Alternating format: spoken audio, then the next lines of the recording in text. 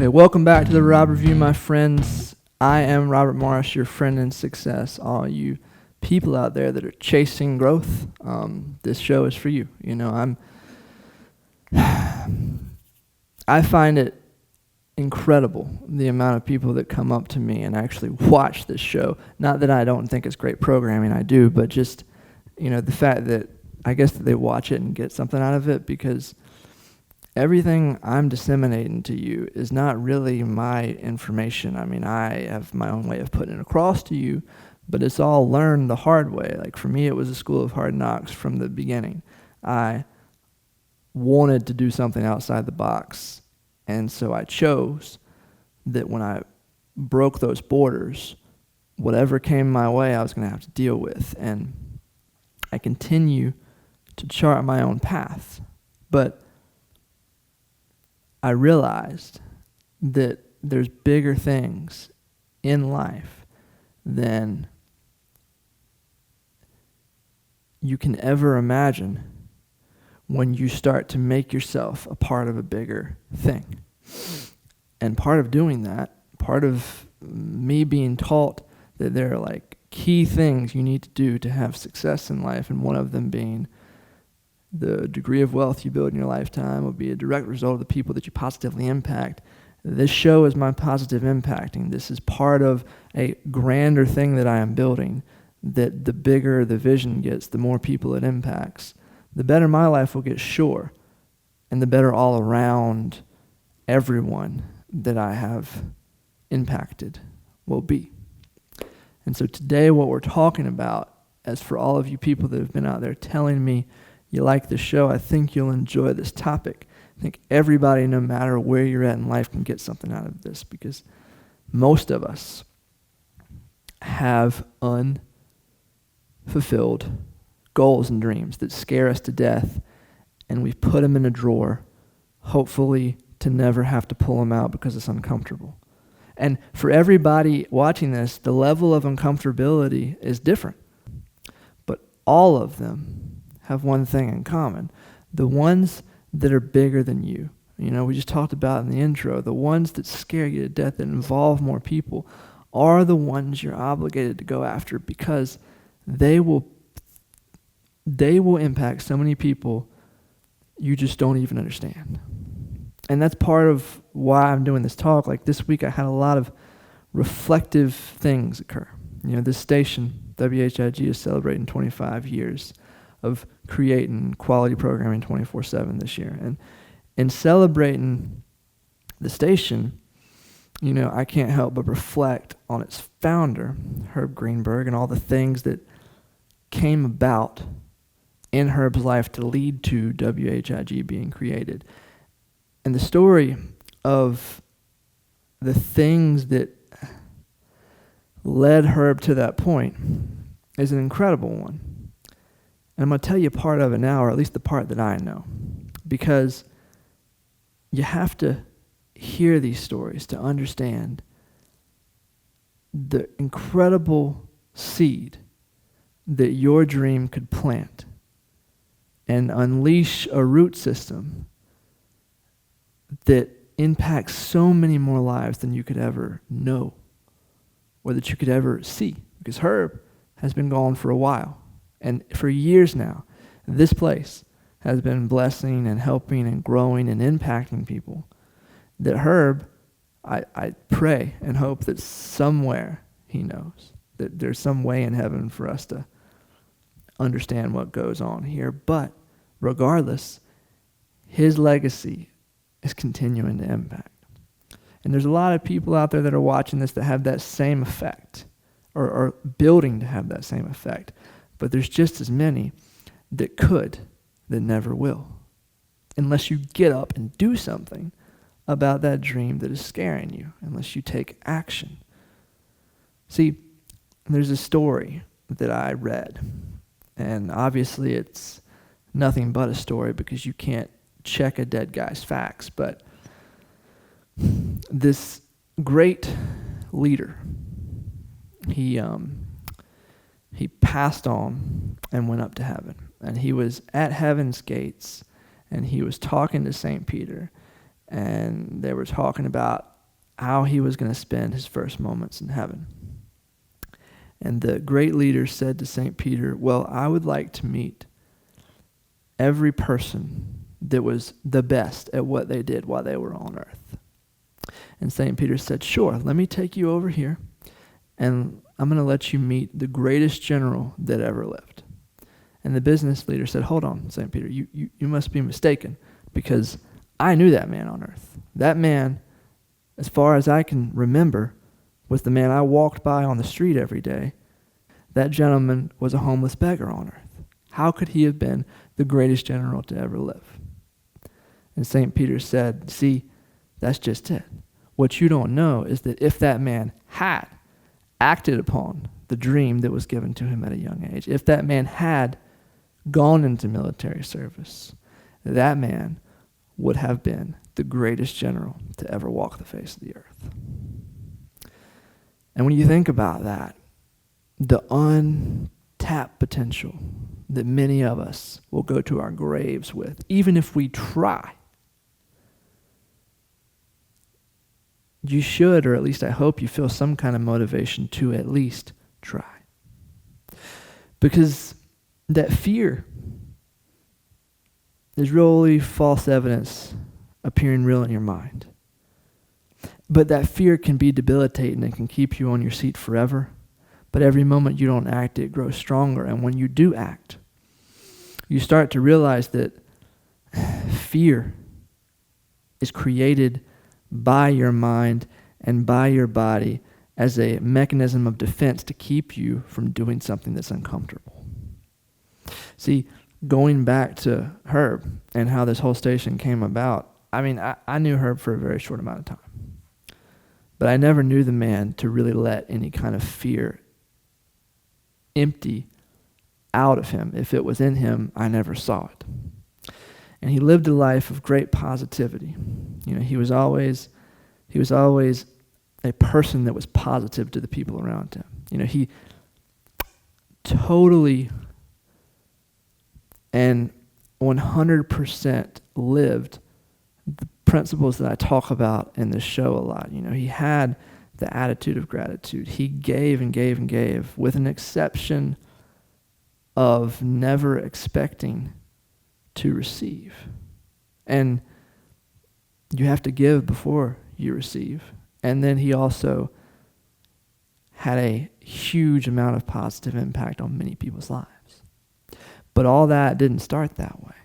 See, he had determination to get into film of some kind, to be in show business, to be on TV came later. But first he wanted to be in films. And there was this gentleman who made films at the time down in Shelby, North Carolina. And Herb would call him every day to get a job. And every day, the gentleman would turn him down. But he was persistent about it. Herb would call up this man in Shelby, North Carolina and say, please, let me do anything. I'll sweep the floor if I have to. I just want a job in your studio so I can be around the action, or whatever Herb said. Those words somewhere along those lines were disseminated to this director whose name was Earl Owensby. And I found out the story way after his passing. You know, Sandra and I, we went to a symposium for this Earl Owensby guy.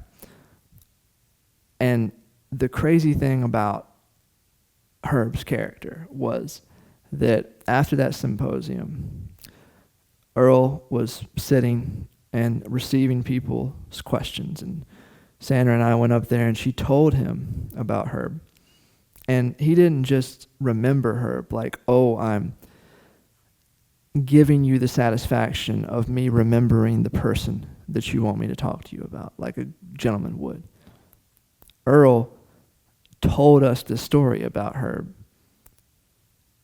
so that we could understand more about Herb and the character of Herb that impacted this director, Earl Owensby, to the degree of which an entire career of films had passed, and Earl still remembered Herb Greenberg and the persistence that Herb would pick up the phone and say, hey, I'll do anything. Just let me have a job. And finally, Earl was so fed up with hearing from Herb that he just gave in and said, okay, come on, I'll find something for you to do. And so there goes Herb off to Shelby, North Carolina to be in film. Maybe not have a role in a film yet, but at least be where the action is.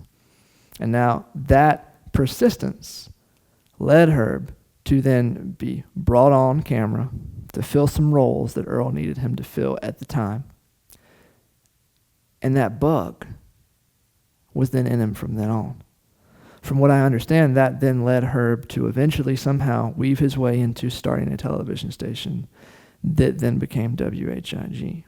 And now, to the degree that those small things fall into place, lead to the thread of WHIG starting in Rocky Mount, eventually coming to build a studio at an office building where Sandra, my mother-in-law, worked next door at an insurance agency.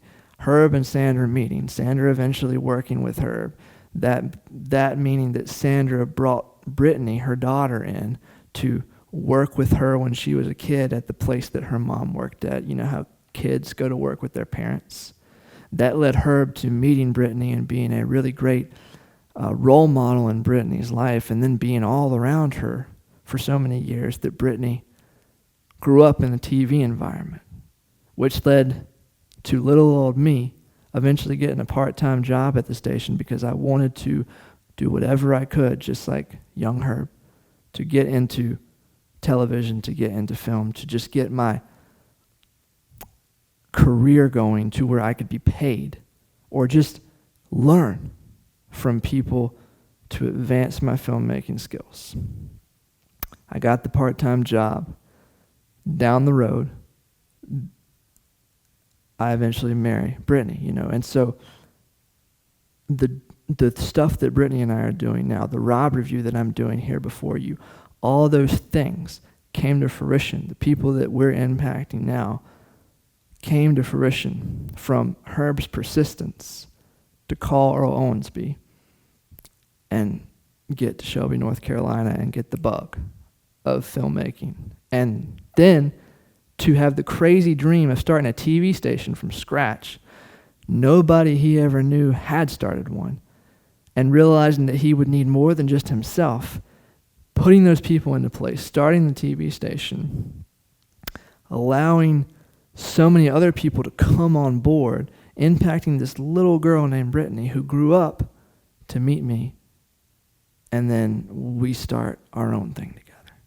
The thin thread that led me to be here before you right now, having put my stamp on this studio we're in, way after Herb's life here on earth has come to an end, still talking about him, still using the teachings that he gave me, the thin thread that led to me meeting Brittany could have been broken at any time by Herb giving up on his dream. To Herb giving in to saying, I don't need to start a TV station.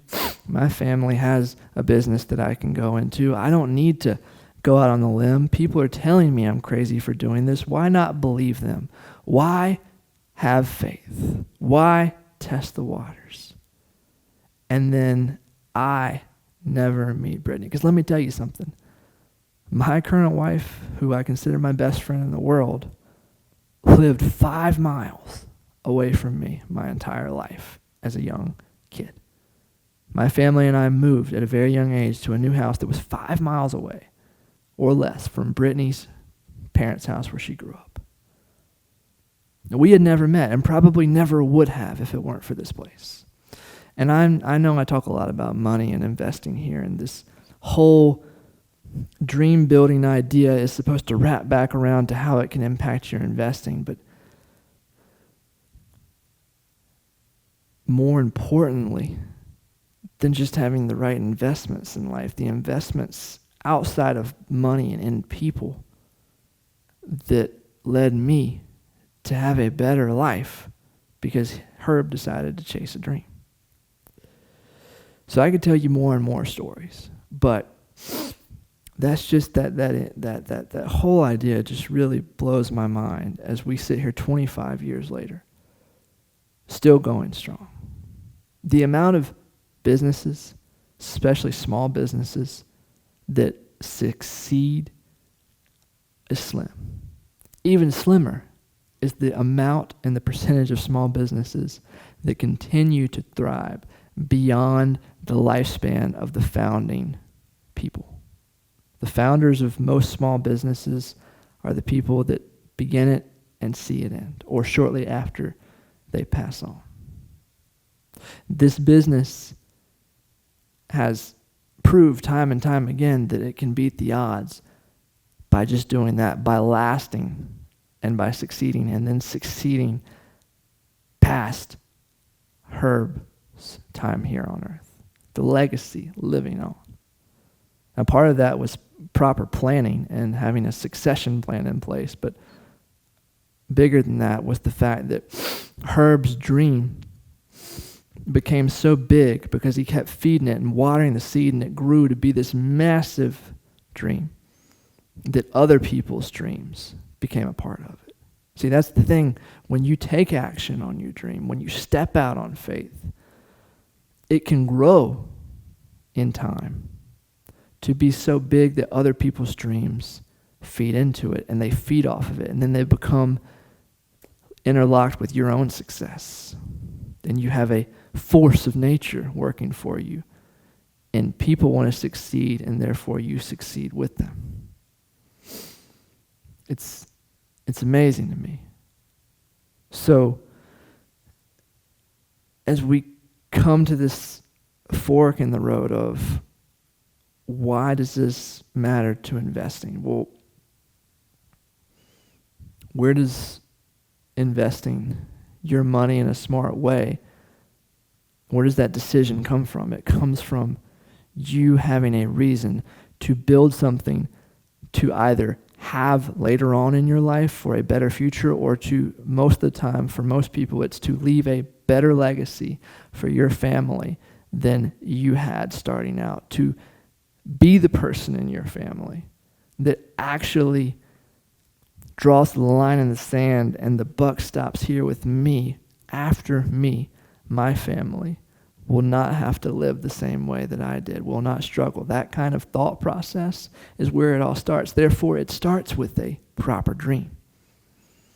And then acting on those dreams. What blocks it? What stops it? The fear comes from belief systems most of the time. See, belief systems are incredible things. And see, this is where the second story of my week comes into play here, where I realize the power of belief systems if I've ever seen it right here. See, belief systems are incredible. Most of y'all, we don't think about it on a daily basis, but let's think for a second. There's 2 flags up on the screen right now. Both flags, depending on who you are, mean something to you. You instantly have a feeling based upon what you see and feel from that flag. One could mean something totally different to you as the other one does. The flag represents a belief, a system of either pride, fear, strength, envy, anger, of one of these two. It doesn't matter how it comes about to you. It's from the point of you starting to be able to build knowledge in your own mind that you start to build belief systems about things as simple as symbols. Or how about religious belief systems? There's some on screen for you right now. Each one of these belief systems, wars have been fought over. Nations have been built on belief systems.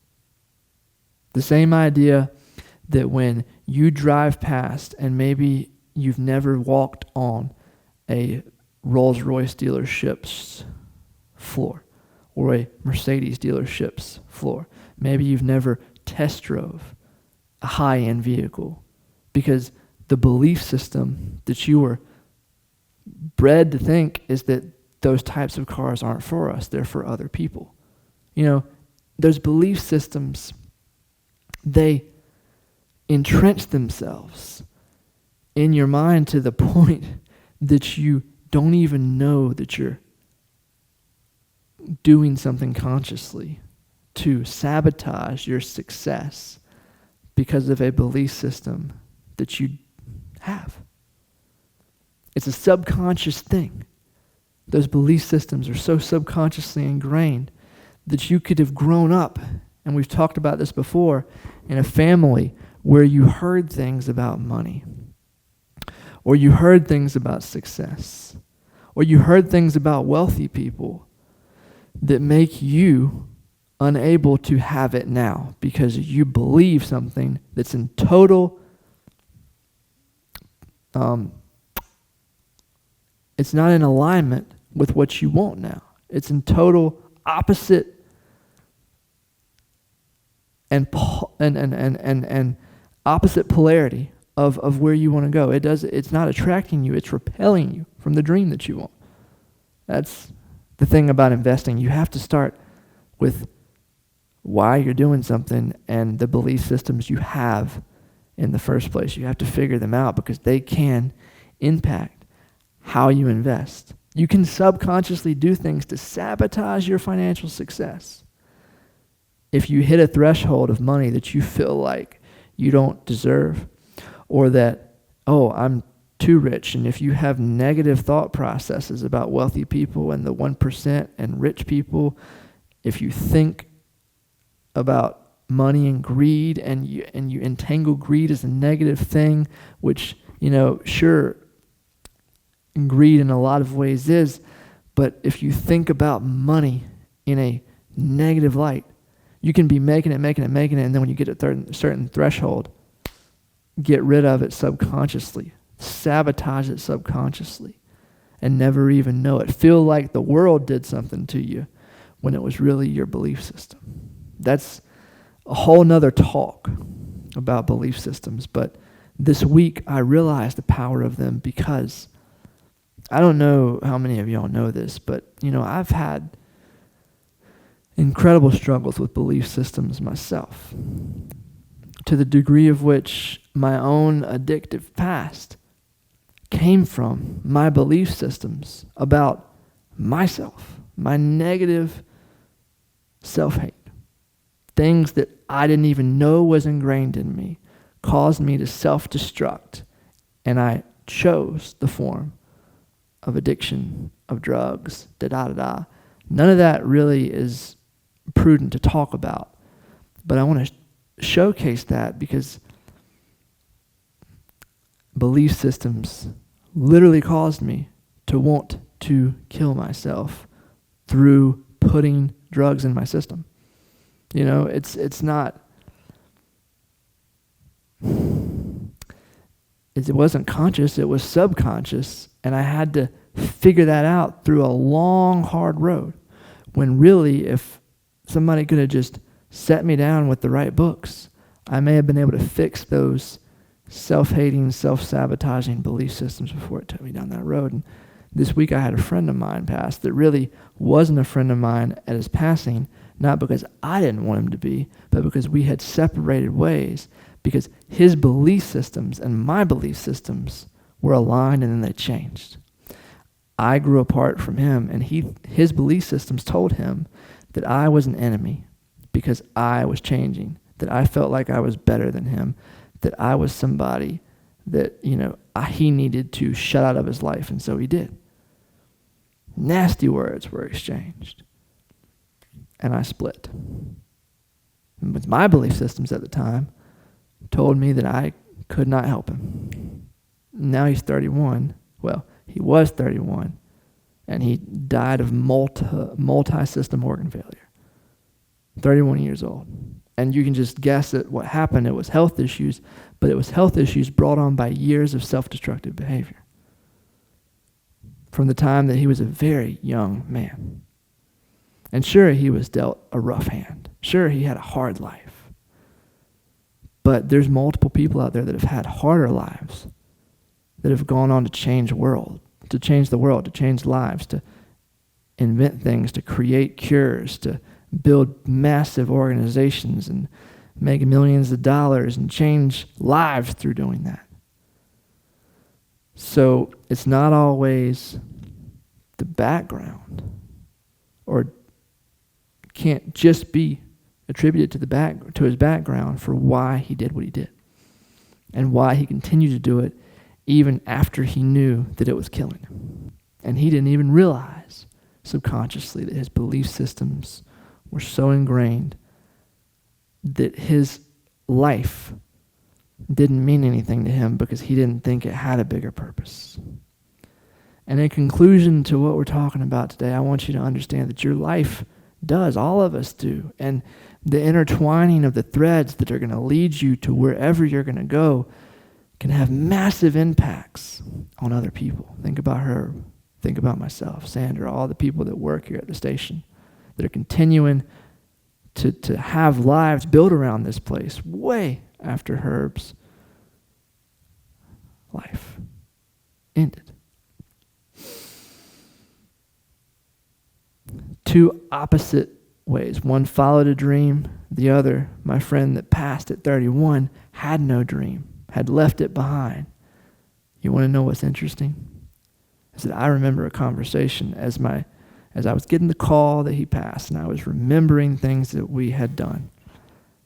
I remembered a conversation that we had where we were in high school together, and we talked about what we wanted to do with our lives. And he told me that he wanted to be this incredible mechanic, and he was a whiz with things in auto shop. He knew how to fix anything, and he took it so far as to get a scholarship to one of the most prestigious schools for that kind of automotive work in the country. Went there, got his education, and somewhere along the way, the fear of going after that dream overcame him. The belief systems he had put a massive roadblock in his face, and he never overcame it. We could today have his invention that might very well have changed the way that we travel or changed the way that automobiles run. Instead, we have a 31-year-old man that died from addictive behaviors that will never be able to have an impact on this world again. And I'm not so sure that, I just know that the world lost something from that versus somebody that chased a dream that has impact well beyond, that has legacy impact. The conclusion to this is simple. You don't have your entire lifetime to play this game because you don't know what your entire lifetime is about. Dreams require work. That's why I'm not wearing a suit today. You got to go out and get your hands dirty. Success is usually disguised in overalls and dirt and hard work, and that's why people don't go after it. It's that dream that looks so beautiful in your mind when you visualize it, but then you have a wall of mess to go through to get to it that stops you.